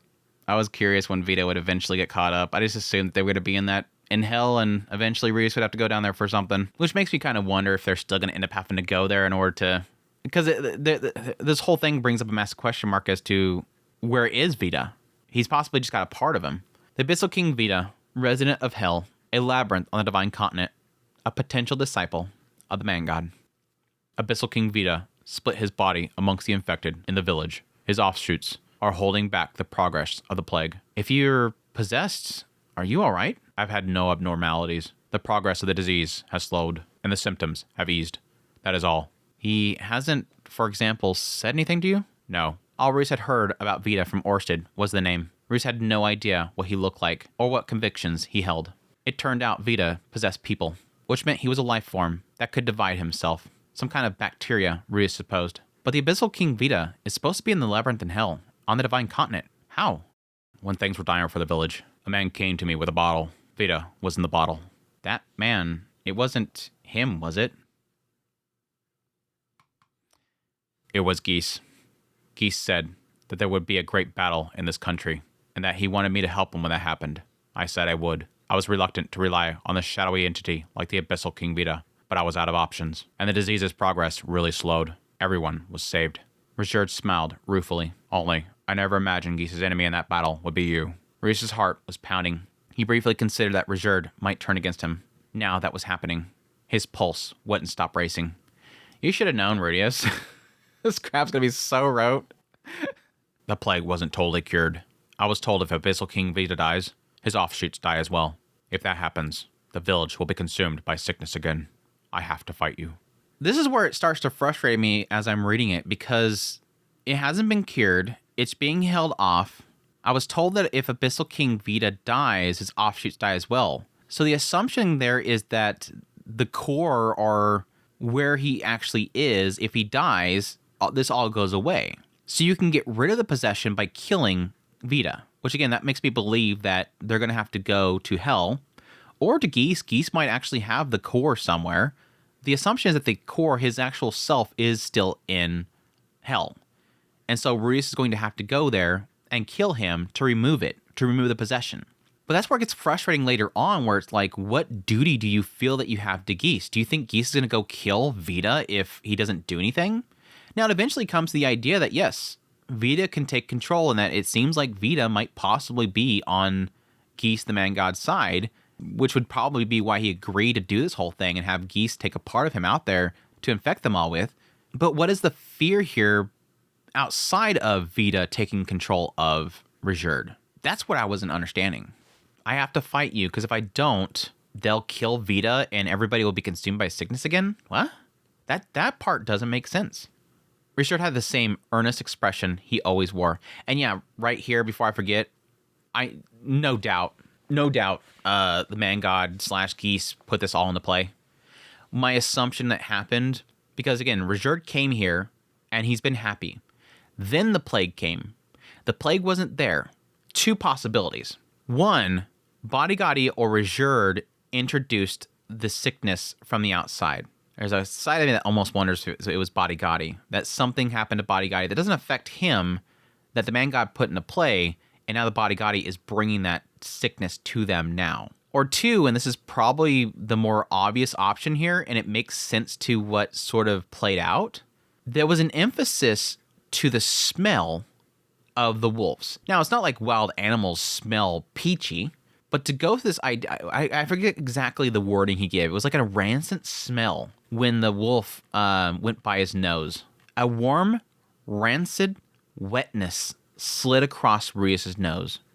Wetness could be simply that the thing is wet, or whatever. It could be a biological thing. It's like sort of an excretion, like its pores will give out some sort of liquid that makes them invisible. But it could also mean that these wolves are sick, that they're infected with something, that possibly Geese or somebody else through the service of the man god infected the wolves, and the wolves are something that the Superb are eating, and it has infected them. My thought process is the animals in this area made them sick. That's what brought the sickness. Because again, it just seems odd that it's going out of its way to say warm. Warm makes sense. They're a living body. Rancid. Wetness. Slid across his nose. I think they're sick, which I would assume that they would pick up on. Like suddenly out of nowhere, they're starting to be rancid. But maybe they're used to it by now. Maybe it was a gradual infection. Anyways, it's a random thought I had. But I still think no matter if it was the wolves or somebody, man god did it. Man god brought it in. Which makes all this crap stupid. Which makes this stuff even more stupid. You know he caused it. And the man god gives us the poison and provides the cure. Or it could just be simply the idea that the man god knew that their tribe was going to get sick eventually, and that's why he tipped off Bodigadi to go there, because then he would want to help them, and that he would provide the cure. That could be as simple as that. It could be one of those things where it's not as many layers you think it is. It's just simply the Superb were eventually going to get sick and go to die, and the man god led him there knowing that he would want a cure. And here's Vita, which literally Vita is just probably serving as a host that is eating the sickness, but is not curing it, and it will never cure it. So you're just delaying the inevitable. Rejerd had the same earnest expression he always wore. Not because I want to. Of course, without you, I never would have made it here. I'd still be wandering the demon continent with a head full of foolish ideas. I owe you so much, Rejerd. I don't want to fight you. We must. It's a tale that's repeated since time began. Yeah, I bet. It's like the villagers have all learned, Rejerd. Apparently you haven't. Oh, this is such an annoying chapter, dude. I hate this chapter so freaking much. It feels stupid. It's just like the Bodigadi chapter. It just feels stupid. Two people indebted to one another become enemies. It tortures them, but they fight until one dies, and the survivor is left with a gaping hole in their heart. The same story probably recurs every time there's war. But surely this time was different. Surely this time there was something Rudius could do. They were the exception. That was it. They had to be the exception. There was a way to avoid fighting. If the reason to fight went away, for example, Rudius just had to eliminate it. If only he knew what it was. Orsted and the man god were one reason, but Rudius couldn't betray Orsted at this point. Rudius knew it was between himself and Rajerd. The reason Rajerd had to fight was his people. If there was no more of them, no, that was monstrous. Fleeting thought. Fleeting thought. Moving on. Then it clicked. The plague. The plague that was devouring the Superb. If Rudius could work out a cure, he'd get all the Superb on his side. If I found a way to fully cure the plague, would you betray them and join me? Rajerd's face darkened slightly at the word betray. His gaze was intense, but Rudius didn't look away. Geese might have called first dibs on Rajerd, but Rajerd had told him about it. If he were fully on Geese's side, he would have just killed Rudius without saying anything. Rajerd was unsure. That's why he brought him there. True.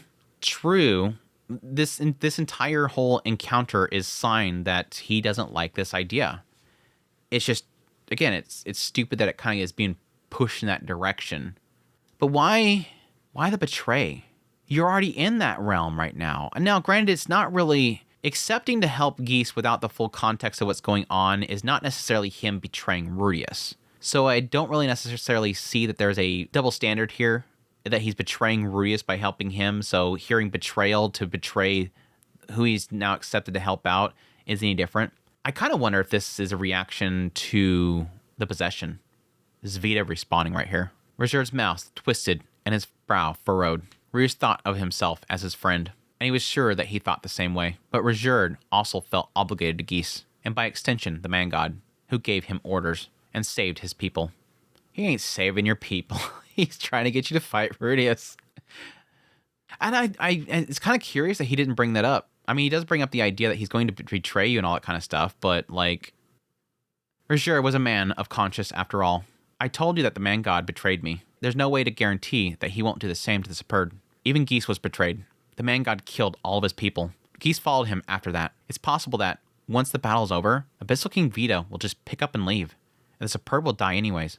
Even if you felt a debt to the man god, chances were high that he'd ultimately betray you anyways. The man god was an asshole like that. Rudius knew that he had enemy speculation, but he couldn't leave Rajerd in the dark about what he signed up for.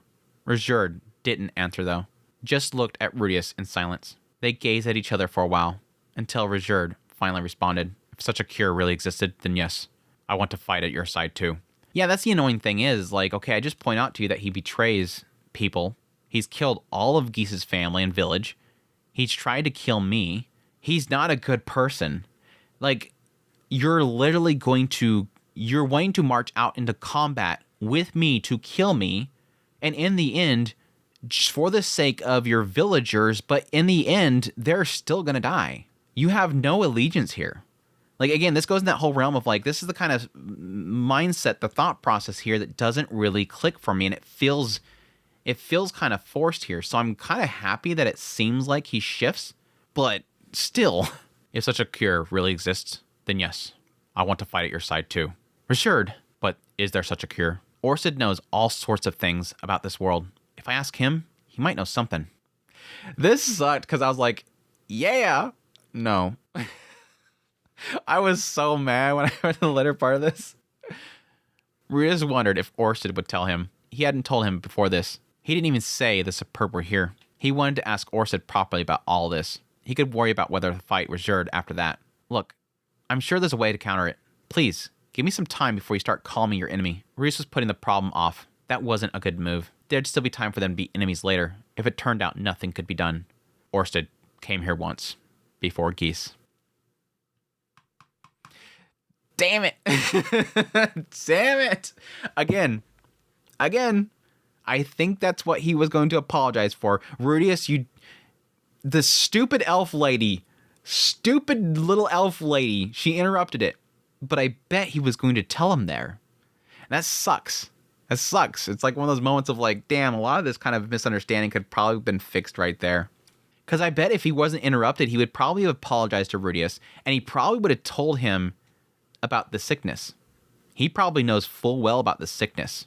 But why wouldn't he have provided the cure? Again, I think it's because Reserve was going to be his enemy. The Superds would be his enemy. So he chose not to tell Rudius about the infection, chose not to tell him that they were all going to die away, because in the end, they would be fighting him and Rudius. Or just him in general with his fight against Laplace later on. Never mind. Oh, this gonna get complicated. Orsted infected them. Or he let it happen. I mean, it goes to what I said a minute ago. I think that Orsted probably knew that they were infected and is letting them die. Probably knows a cure was letting them die. But there's also a good chance that Orsted brought them the infection. Or at least facilitated it, put something into play that would eventually lead there. Because again, I think what's going to turn out to be, I think I'm 99% sure, 99.9% sure, that of all of this stuff, the reason that Orsted did not tell Rudius where he's at is because, and where the Superds were at, is because they will eventually be his enemies in the fight against Laplace. And thus he doesn't want them around. And so, don't let Rudius know, because he'll want to save them. It just sucks. Plain and simple. And Rudius, unfortunately, this is what you signed up for. I'm not saying it's right, and I hate this. It's what Rudius signed up for. Every single job that Rudius is doing is to slap down somebody or raise somebody up. And Rudius has said this before. For Orsted, for the Orsted Corporation to serve Orsted, he's dirtying his hands. He's doing it regularly. Now it's just finally somebody that Rudius cares about. Finally somebody that it suddenly hurts. It suddenly stings. And he's brought this up before. If somebody's a disciple of the man god, if it's my friend, what would I do? That was the struggle Rudius has had for a long time. What if Zenoba turns out to be a disciple? Would I be able to do it? Now finally it's somebody that he cares about. Somebody that, and Orsted knew that and didn't want him to know. It's going to come down to that. I think Orsted is going to be like, he was right there. I said, he's going to apologize. They're sick. I left them be. I didn't want you to know. Blah, blah, blah. But stupid elf lady. She's not stupid. Orsted came here once, before Geese. What? The sudden revelation through Rudius, around 2 years ago, when people were first getting sick. He did nothing. We didn't know of his connection to you, of course. We drove him away. If what you said is true, you and he were allies then. Are you really sure you can trust him? Orsted hadn't told him about the Superds. Until now, there'd been a slim chance that he hadn't known. But that was gone. Trust. A cure. Possible. Rudius didn't know what to do. Still, he replied, "Thank you. Thank you." I am. Orsted had been good to Rudius. Maybe he had a good reason here too. The Superd might get in the way in the future, for example. At least he brings it up too. That might have been playing in my head, but I think I was thinking this while I was reading it. Pre-reading. Pre-reader. Pre-reader. They could clear everything up if they just talked. Orsted had come to the village, but he hadn't killed them all.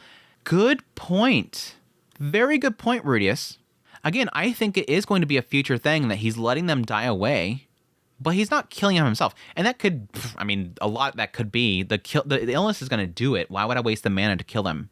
There's a good chance that fighting against somebody like, yes, he's fought Reserve before and just was slapping his spear away and just, but there's a chance that he would have to use a lot of energy or mana in order to do that. But there's a good chance that he wouldn't even have to use much mana and wipe them all out. He chose not to kill them, which again goes to what I was saying before. Why wouldn't he have killed Reserve back here when he ran into them with Rudius? Way back here, turning point 2. Why? Because Reserve still had to do some things that would be beneficial to him. Maybe Orsted came here meaning to do so, but he hadn't followed through with it. Rudius had a theory about that. That's interesting too.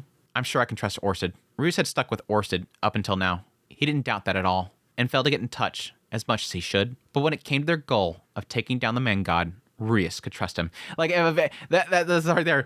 Solid right there. I have a theory about that. In the end of the day, no matter what, we have still a common goal. In the end, Orsted does not want to make me into an enemy. And I don't want to make him into an enemy because we have an equal enemy that we need to get rid of. No matter how you cut it, in the end, we have a common goal. I don't really like putting it this way, but you don't have to trust Orsted. Trust me, I'd never do anything to hurt the Spurd. Roger turned away and folded his arms, thinking. Then he looked up into the sky as though struck by some idea. Roger then suddenly clutched his chest and crouched down. Roger? Rudius frantically ran to his side. The next moment, his head snapped up, and he grabbed Rudius' shoulder. Something was wrong. Something changed in Roger's face. His eyes were completely blue. The whites, the irises, and the pupils had all gone deep blue. His mouth hung half open. He looked incoherent. The gem on his forehead had regained its red coloration, but the markings around it emitted a disturbing glow. It suddenly clicked. You're being controlled? Yeah. He clearly told him he was possessed. Just because he said nothing had happened until now didn't mean they could have jumped into this conversation. By the time Rudius realized it was already too late. Richard's face drew close, and he kissed Rudius. Liquid flowed into his mouth, and then, squirming like a living creature, it slivered down his throat.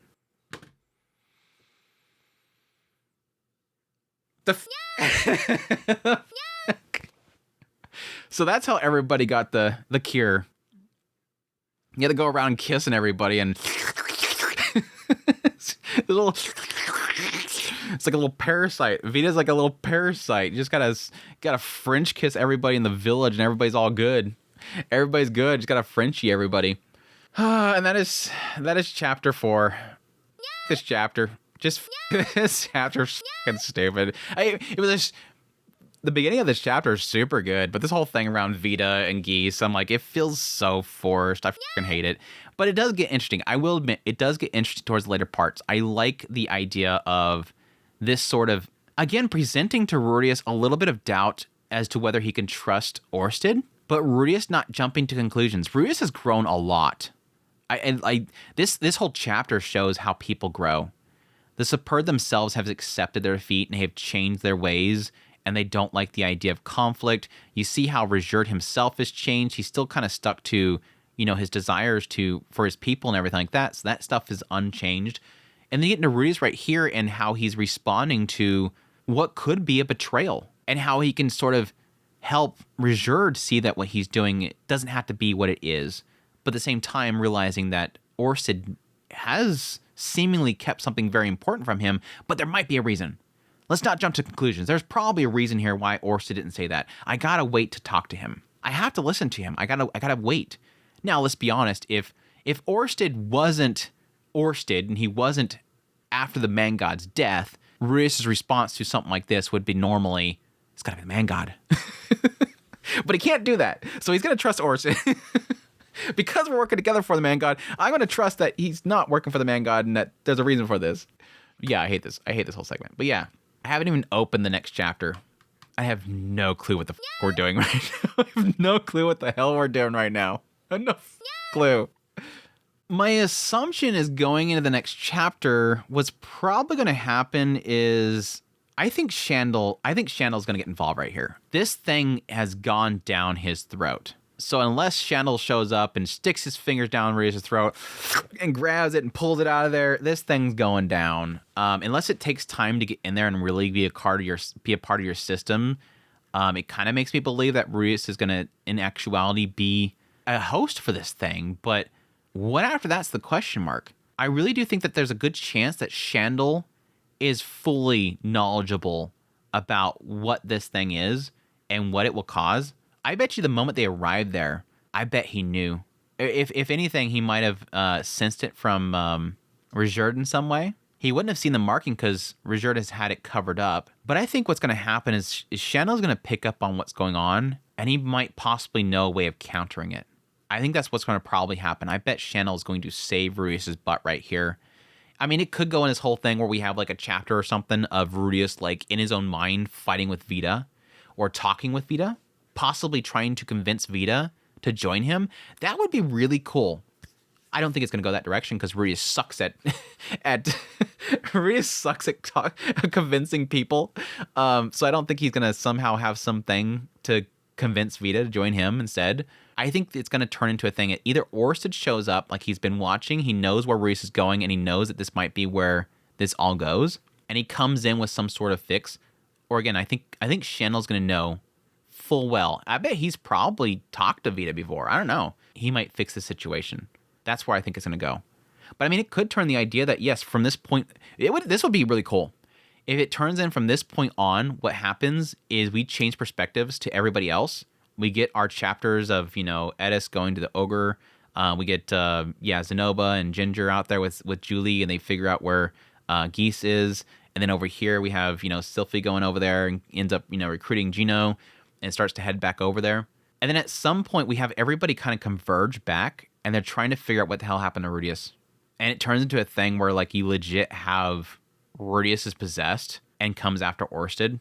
And then it turns like this crazy thing where they have to somehow figure out how to rush over there to the hell and kill Vita. Or maybe Orsted himself figures it out really quickly and informs Edis or somebody, you guys got to go down and kill Vita. Rudius is possessed. And this is it's kind of interesting because the way this chapter ends almost kind of fixes what it creates. Because yes, it frustrates the hell out of me. It frustrates the hell out of me that they're dragging Reserve into this conflict against Rudius. It sort of creates its own fix at the end of it, because if Rudius ends up getting possessed by Vita, it forces Vita to have to be killed, thus preventing Rudius having to face off against Reserve. The moment Reserve slapped that fat kisser on Rudius, by the way, the moment I read that ending part, I messaged the mod saying two things. Thank you, Refugian. Damn, you pulled something out that. Two, is there an insert picture that literally has Rudius and Reserve having some hot kiss in action? There's probably so much art of this somewhere. There's probably so much art of a massive Reserve Rudius French kiss out there. There gotta be some crazy pics out there. I'm sure the people in Discord are gonna be posting tons of them. But yeah, the moment that he planted that fat sloppy kiss on Rudius, it possibly removed any fears of Rudius having to actually fight Reserve, because now Rudius has to be cured. And what's the cure? Vita has to die. Now again, the question mark is, where's Vita? My assumption what happened is that Geese went to hell, went down there, proposed to Vita what the man god needed or something, which that really makes me kind of question what that whole conversation is. Or yeah, the man god talked to Vita in a dream, got him to agree to give him part of his body, or tricked him to get part of his body. The assumption here is that Vita is working for the man god. And right here, now that they're turning against them, he's taking control of Reserve. So the fact that Reserve suddenly attacked Rudius right here is proof that Vita had to take control because they're going against the man god's wishes. So he got a part of him, left hell, so the core of Vita is still in hell, question mark? And so now they have to go down to kill him. Or is the rest of him with Geese, question mark? I don't know. I think the rest of him is going to be in hell, and they have to go down there and kill him. Which makes me think, like, this whole idea of there being some big Geese versus Rudius battle happening in this area is not happening. Like, it's almost makes me believe that this idea of, like, 5v5 in an open field isn't going to be a thing, because this is completely throwing, like, a full-on wrench into it, that it's going to cause them to have to, like, split off people. Some go to hell to take out Vita, some of them possibly fighting Calman III, and then over here, the sword god Galfalians, Gino Britt's getting a second bout with him over there. I don't know. Like, it almost turning into almost a split of people running into different individuals separately, which I actually find that to be better. I don't really want this, like, 5-chapter layout of, like, for some reason, 2 are over here separate fighting each other manga style, while 2 are over here, and then there's, like, a person over here watching from behind a rock, like, Dragon Ball Z or something like that. I like the idea of it just being skirmishes here or there, that people get in little bouts here and there, like little duels. But anyways, crazy stuff. Hopefully I didn't rant too much this Mushoku Monday. I was way more mad when I read that segment than I was when I got on here to read. So you guys got a little bit of it. I was just so mad. Like, Refugian, really, you pulled something right out that butt. But I think I covered everything. But we'll see.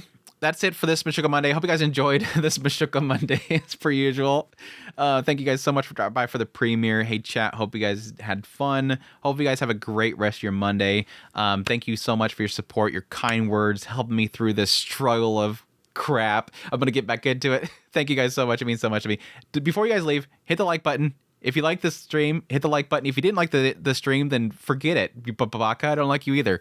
Thank you guys so much for your support. Everybody supports the channel monetarily through Patreon, tips, links, super thanks, memberships, all that stuff. It means a great deal to me. But yes, until the next Mushoku Monday, I don't know, maybe we'll get a full chapter of French kissing. Until the next French kissing chapter of Rudius just making out in the middle of the moonlight. Y'all take care.